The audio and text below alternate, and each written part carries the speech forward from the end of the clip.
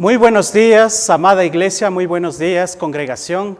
Queremos darles gracias a todos los que nos están viendo también en todas nuestras plataformas digitales. Para nosotros es un gusto como Iglesia Cristiana Dos Hemisferios saludarles en este día que el Señor ha hecho. En esta mañana hemos traído un mensaje bastante interesante, lo he titulado Forjando una generación de valientes. Y bueno, hace pocos días en los noticieros vimos con mucha tristeza cómo toda una ciudad como Beirut se conmocionaba por una explosión. Un cargamento de nitrato de amonio se pudo ver que hizo explotar a toda una ciudad. Y podemos ver muchos testimonios, pude ver en los noticieros cómo mucha gente estaba realmente desesperada. Había personas que estaban gritando, estaban muchos moviéndose de un lugar a otro. Y en una de las noticieros sacaron a una mujer que decía que ella pensaba que estaba en un momento de ataque, en un momento de guerra, en un episodio donde las personas se encontraban sufriendo un ataque bélico. Otras personas, en cambio, declaraban en sus comentarios que parecía que habían estado en un terremoto. Y otras personas pensaban que era el fin del mundo. Uno de los grandes enemigos que se levantan en estos tiempos de noticias negativas y de pandemia son el temor, la duda, la ansiedad y la depresión. Existen casos donde las personas cada vez más no pueden conciliar el sueño, el temor, se apodera de su alma y de a poco se sienten abrumados. Y ahí es donde surge la pregunta, ¿cómo podemos levantar una generación de valientes en medio de tiempos difíciles, donde abunda el temor, donde la zozobra invade a las vidas y a las familias? Es por eso que en esta mañana quisiera que usted me acompañe al libro de Samuel, Primera de Samuel, capítulo 22, versos del 1 al 3. La palabra del Señor dice así. Yéndose luego David de allí, huyó a la cueva de Adulán, y cuando sus hermanos y toda la casa de su padre los supieron, vinieron allí a él, y se juntaron con él todos los afligidos, y todo el que estaba endeudado, y todos los que se hallaban en amargura de espíritu, y fue hecho jefe de ellos, y tuvo consigo como 400 hombres. Pero bueno, si leemos solamente este versículo, no podemos tener mayor idea de lo que estaba sucediendo, de lo que estaba pasando. Así que permítanme, les voy a comentar una parte de la historia, es decir, vamos a analizar el contexto histórico de este pasaje. Es decir, vamos a analizar ciertos puntos previos a esta cita que la Biblia nos muestra. Y quiero comentarle, en esta cita estamos hablando de David, así que vamos a notar algunos puntos importantes. David ya había sido ungido como el próximo rey de Israel, pero aún no era el rey. David había sido convocado a palacio como músico para ministrar la vida del rey Saúl. David también había matado ya a Goliat, esto como un hecho sin precedentes.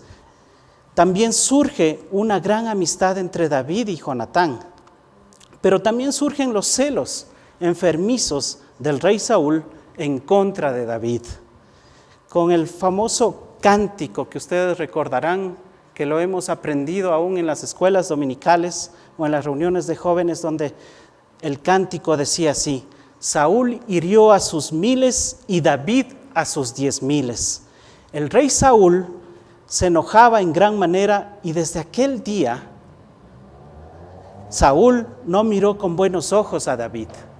Y como usted puede ver, hasta ese momento de la historia podemos ver, o el contexto, la historia que estamos analizando, podemos ver al rey Saúl que se llenó de su corazón de enojo, de ira, de celo contra David. Y eso le puso a David en una instancia, en un momento muy duro, muy difícil. Y empezó una persecución para matarlo, desde palacio hasta perseguirlo en el exilio. David tuvo que huir a refugiarse primeramente a Egipto, para posteriormente refugiarse en cuevas como la cueva de Adulán. Ahora vamos a extraer algunos principios que nos permitirán descifrar la interrogante que habíamos planteado al principio. ¿Cómo forjar una generación valiente en tiempos difíciles? Y para eso permítame extraer ciertos principios importantes de la palabra de Dios. Y el primer principio es que una generación valiente se forja desde lo íntimo. Y nosotros podemos ver a David. Si analizamos un poco más su historia, podemos ver a un David menor de los 8 hermanos. Su padre era Isaí era nieto de Rud y Boz, y por ser el último y el octavo, era el hijo relegado, era el hijo menospreciado, era aquel que le encomendaban las tareas que nadie quería hacer en la casa. David se encontraba cuidando a las ovejas de su padre, y de pronto podríamos decir, sí, qué bonito, qué chévere, qué buena experiencia, ¿no es cierto? Pero ese fue el trato que Dios tenía para David. Cuando el profeta visitaba su casa, él se encontraba en la majada, se encontraba cuidando las ovejas, con la labor, con la encomienda que su padre le había hecho. Desde muy joven, el joven David demostró valor y ternura como pastor de las ovejas. Todos recordaremos cuando se acercaba una fiera, un león o un oso, David se acercaba hacia esa bestia, cogía sus mandíbulas, las abría hasta sacar la pequeña cabecita de su oveja y rescatarle de todas estas fieras. Y algo interesante que sucede es cuando el profeta va a ungir al próximo rey de Israel, que era David. Pero hasta ese momento su familia no sabía, no conocía. Y ahí fue cuando se produce un desfile prácticamente de modas, ¿no? Es uno de los primeros desfiles de modas que existió. Vemos a Eliab, el primer hijo, luego vemos pasar por la pasarela a Abinadab, a Sama, e hizo pasar su padre a todos sus 4 hijos. Pero Dios no mira lo externo. Dios no mira lo que el hombre mira. Dios mira el corazón desde lo más íntimo. Y ahí podemos ver el corazón de Dios, mirando el corazón de David, mirando el corazón también de toda su familia, de sus hermanos, pero el Señor que tenía algo especial para con David. Y el profeta al final pregunta a su padre, ¿tienen otro hijo? Y el padre Isaí responde, sí, hay otro, llamen a David. Me imagino entrando a David. ¿Se imagina usted entrando a David? Oliendo a oveja, oliendo a oso, oliendo a león.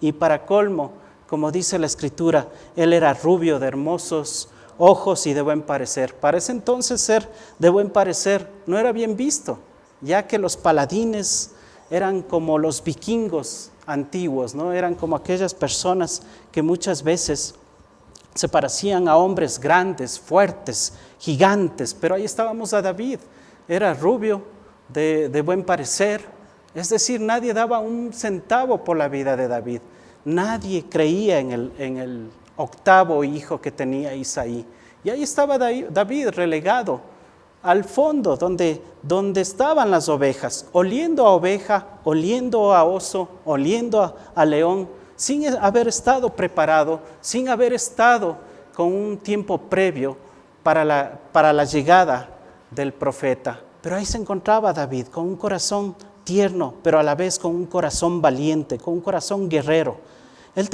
David tenía una intimidad fuerte con Dios, y eso le hacía ser un hombre, un joven sujeto a Dios, sujeto a sus padres y sujeto a sus autoridades. Y eso le hacía atractivo hacia Dios. Él tenía un corazón, nos dice la palabra de Dios, conforme al corazón de Dios. Un corazón que estaba dirigido al del Señor. Un corazón que buscaba en la intimidad, en lo más profundo de su habitación o del lugar donde él se encontraba con las ovejas. Y como segundo punto tenemos, una generación valiente mira los obstáculos como oportunidades. Y vemos a un David que huye a la cueva de Adulán. Adulán significa refugio. Pero para David, el refugio no era en sí esa cueva donde él se fue a meter. En sí, para David, el refugio era el Señor mismo. Y por eso es que David, en esa cueva, en ese lugar de confinamiento, en ese lugar donde él se encontraba, escribió 2 grandes salmos, el Salmo 57 y el Salmo 142, donde él se demuestra esa pasión. Él también sacaba lo que había en su corazón, él también expresaba el dolor, el lamento que había en su vida, pero asimismo sabía reconocer que su confianza estaba puesta solamente en el Señor. Y permítame leer una parte del Salmo 57. David escribió el Salmo 57, la palabra de Dios dice así: ten misericordia de mí, oh Dios, ten misericordia de mí, porque en ti ha confiado mi alma, y en la sombra de tus alas me ampararé, hasta que pasen los quebrantos. Clamaré al Dios Altísimo, al Dios que me favorece. Él enviará desde los cielos y me salvará de la infamia del que me acosa. Dios enviará su misericordia y su verdad. Mi vida está entre leones. Estoy echado entre hijos de hombres que vomitan llamas. Sus dientes son lanzas y saetas, y su lengua espada aguda. Exaltado sea sobre los cielos, oh Dios, sobre toda la tierra sea tu gloria. Esa es una porción del Salmo 57, donde David pudo expresar lo que había en su corazón, donde él podía expresar lo que estaba viviendo. Si bien es cierto, estaba metido en una cueva, pero asimismo él podía sentir que era un momento circunstancial. No era el hecho de la cueva su refugio, sino su refugio estaba en el Señor. Estaba siendo perseguido por el rey y por todo un ejército. Esto debe haber sido complicado. ¿Se imagina que el presidente de la nación más poderosa o el rey de la nación más poderosa le persiga a usted? ¿Se imagina que todo su ejército, y es más, este rey llegó a ser su suegro, ¿no? Creo que tenía un espíritu de suegro ahí, ¿no? Metido en su corazón. Pero era todo un andamiaje de toda una nación poderosa atrás del joven David persiguiéndolo. Esto lo llevó al confinamiento. El confinamiento sirvió para que su familia se reúna nuevamente y para que mucha gente necesitada venga y se le junte. Esto me traía mucha memoria cuando yo preparaba este tema a las iglesias en el hogar. De repente a nuestros hogares, donde nosotros estamos confinados, donde nosotros estamos ahí, donde nosotros nos estamos reuniendo a través de plataformas Zoom, a través de la tecnología. Pero ahí es donde podemos ver, donde nuestras familias se reúnen, donde mucha gente necesitada ha llegado a nuestras iglesias en el hogar, donde mucha gente está recibiendo ese alimento de parte de Dios.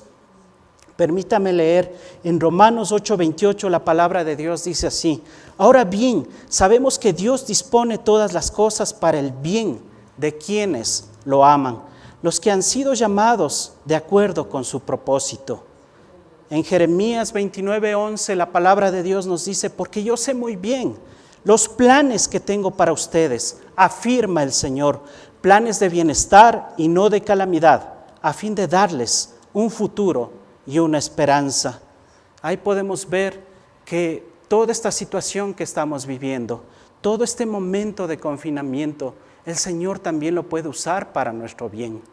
Es toda esta situación difícil, porque a Dios no se le ha escapado del control esta pandemia, no se le ha escapado de su control nuestras vidas. Nosotros podemos confiar plenamente que el Señor tiene planes para nuestras vidas, que tiene planes de bien y no de mal, tiene planes de bienestar y no de calamidad, a fin de darnos un futuro y una esperanza, y sobre todo de una esperanza eterna, de una salvación eterna. El Señor dijo: yo estoy preparando morada para ustedes. Él ha preparado ese lugar especial para nuestras vidas. Tenemos ejemplos de hombres de Dios valientes, de jóvenes valientes que se levantaron como Daniel, como José, como Josué.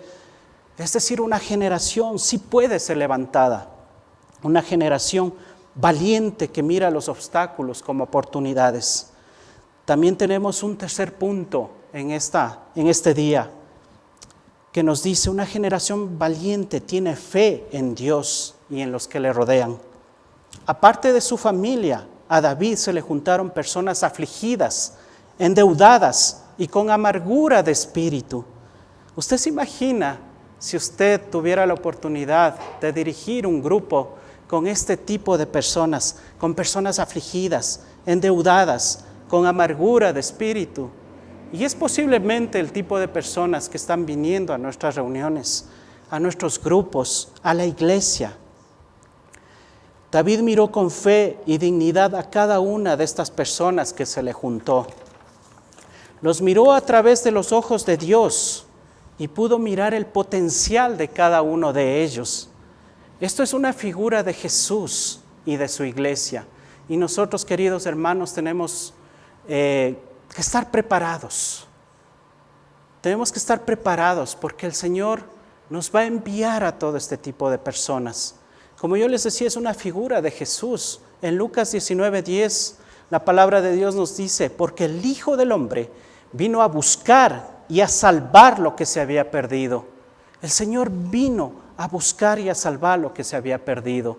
Y por eso es una figura de la iglesia. La iglesia debe estar preparada para que todo este tipo de personas que están viniendo, que se están acercando, nosotros podamos recibirlas como Jesús las recibió. Es una figura de Jesús porque a Jesús se les juntaban los pecadores, aquellos que nadie daba un centavo por ellos, pero Jesús siempre los recibió, los acogió con amor, los abrazó, cenó con ellos, comió en sus casas, y Él fue alguien que incluso fue acusado por comer con pecadores, con prostitutas, pero el Señor vino a buscar lo que se había perdido. También tenemos un cuarto punto, que es una generación valiente, sabe de dónde Dios le sacó y se mantiene en humildad. David logró conformar un ejército con toda esa gente rota, con toda esa gente afligida, con toda esa gente amargada y endeudada. Recordemos que en el Salmo 34:18 la palabra de Dios dice: el Señor está cerca de los quebrantados de corazón y salva a los de espíritu abatido. Muchas son las angustias del justo, pero el Señor lo librará de todas ellas. Así que, mi querido amigo, si usted se ha sentido en este tiempo que está pasando por dificultades, que está roto en su corazón, en sus emociones, en sus sentimientos, recuerde, el Señor está cercano a usted. El Señor está cercano a los quebrantados de corazón y salva a los de espíritu abatido. Muchas son las aflicciones del justo, pero el Señor de todas ellas nos librará. Tanto David como su ejército sabían de dónde provenía su fuerza. Esto es muy importante y eso es caminar en humildad. Sea la condición en la que estemos, sea que nosotros estemos en victoria, o sea que nosotros estemos pasando por prueba, recordemos que el Señor es quien nos da la fuerza, el Señor es quien nos levanta, el Señor es quien nos anima, de Él proviene la inteligencia y la sabiduría, el Señor es la fuente de nuestra salvación y de nuestra esperanza. En el Salmo 27, del 1 al 3, la palabra del Señor dice así: Jehová es mi luz y mi salvación, ¿de quién temeré? Jehová es la fortaleza de mi vida, ¿de quién he de atemorizarme?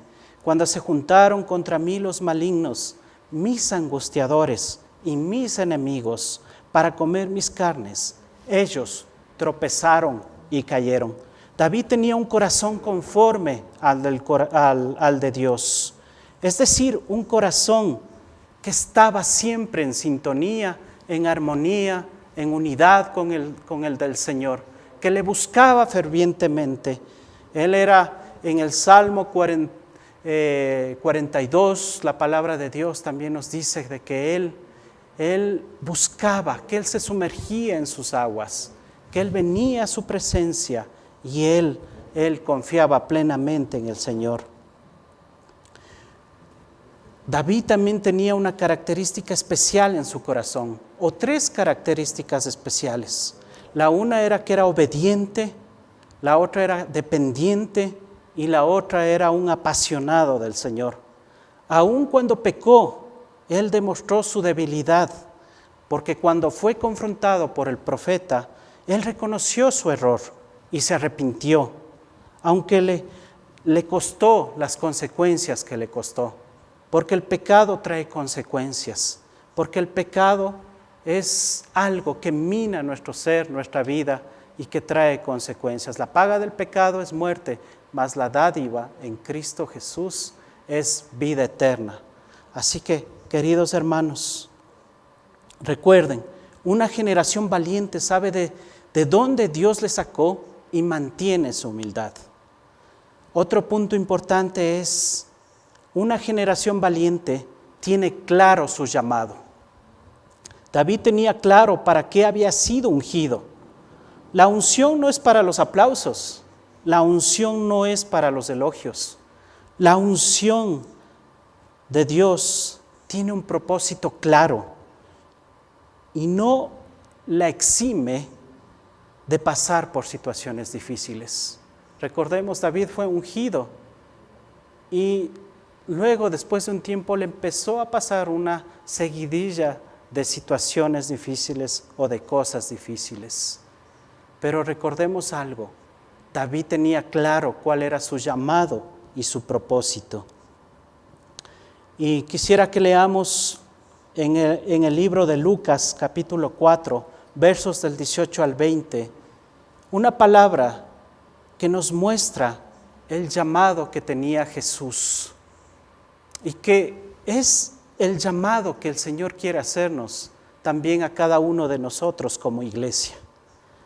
El Espíritu del Señor está sobre mí, por cuanto me ha ungido para dar buenas nuevas a los pobres. Me ha enviado a sanar a los quebrantados de corazón, a pregonar libertad a los cautivos y vista a los ciegos, a poner en libertad a los oprimidos, a predicar el año agradable del Señor.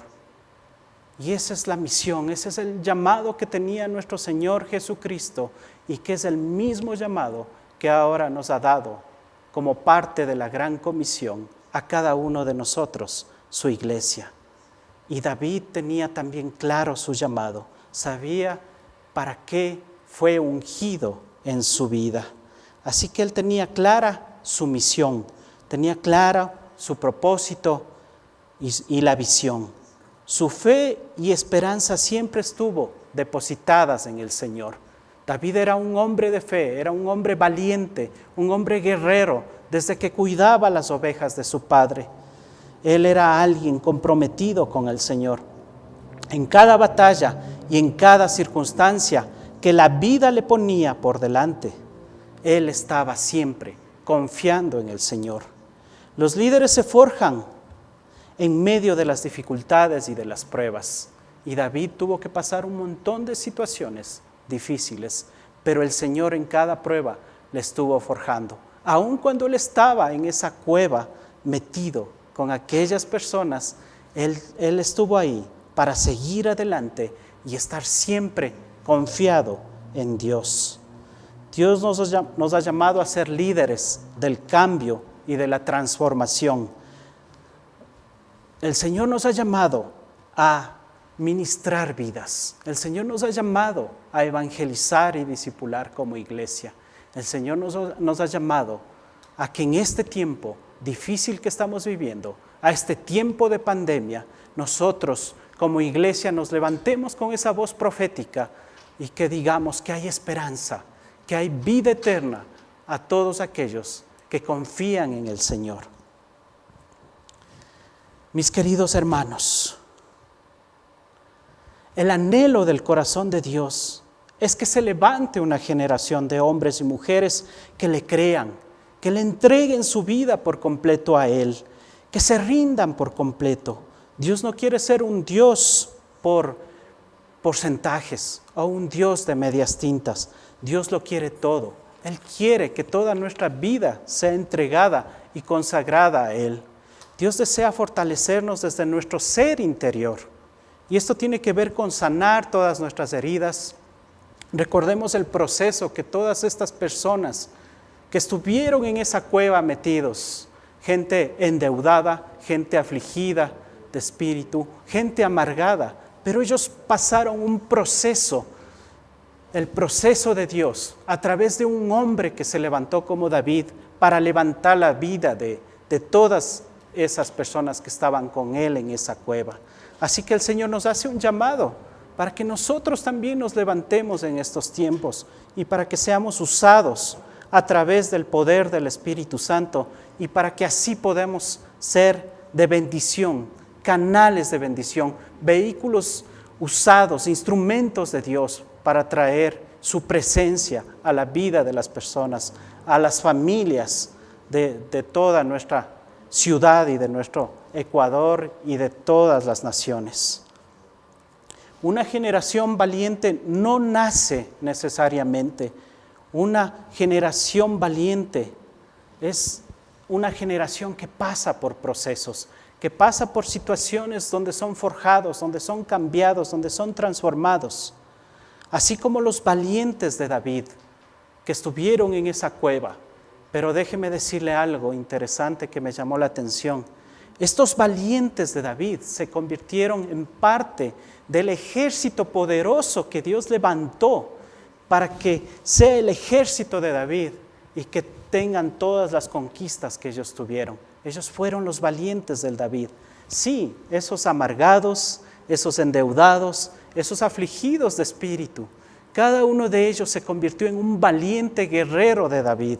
Así que el Señor nos hace ese llamado de que nosotros nos convirtamos en este tiempo, en esta nueva generación, en esos valientes que nos levantamos y que nosotros le decimos al Señor, yo lo haré, yo me levantaré como ese jefe de hogar, ese líder, siervo de mi casa, para llevar la palabra de Dios a mi hogar, a mi casa, a mi esposa, a mis hijos, desde lo más íntimo, desde lo más pequeño, que es el núcleo familiar y desde cada vida, desde el interior de cada vida.